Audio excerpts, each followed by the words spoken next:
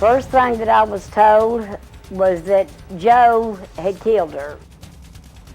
I was told that Misty had knocked her in the head and killed her, and that Joe and Tommy got rid of her. Misty had been out on a drug binge for 3 days. Her and Ron had fought that day, and she told him she didn't want to babysit, and he told her, yes, you are going to babysit. And he left the kids there with her, and she was still strung out.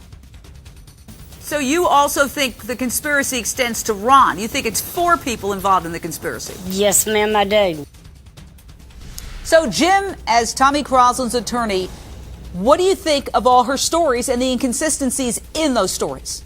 I would have to call her a defense attorney's field day for cross-examination. She told so many different stories. But I can tell you this. I had a discussion with Tommy twice. And when he called to get in touch with myself and Steve Brown, he did not talk to Flo Hollers about what happened that night. He simply told her to get a hold of Lindsay, to get a hold of me, that he wanted to talk to Steve and myself. So if are you put her saying on the that stand, Tommy, are you saying that she's saying Tommy called her and Tommy said Joe did it? Can you at least tell us whether your client is denying that? Oh, yeah, flat out. He is denying that. He did not discuss the case with Flo Hollers. And that was on Sunday night.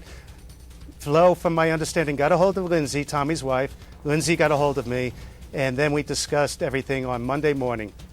So you're saying Grandma Flo is making up this entire story out of whole cloth because you're saying Tommy has said to you flat out, I did not tell Grandma Flo anything about who did what to Haleigh.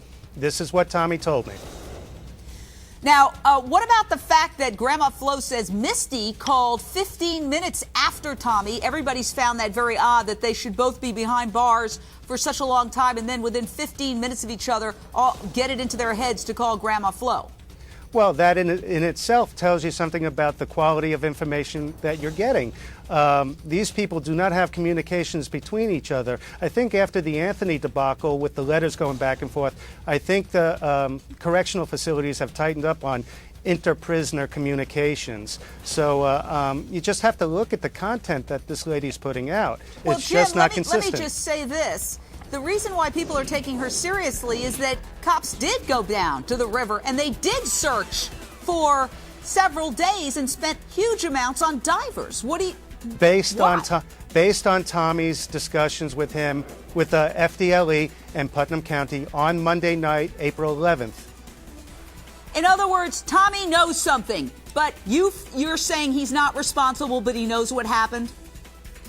Again, I will say, well, I will go with that. Yes, I'm quite comfortable in you saying that. Okay, so we're saying Tommy knows what happened, but he's not responsible. Correct.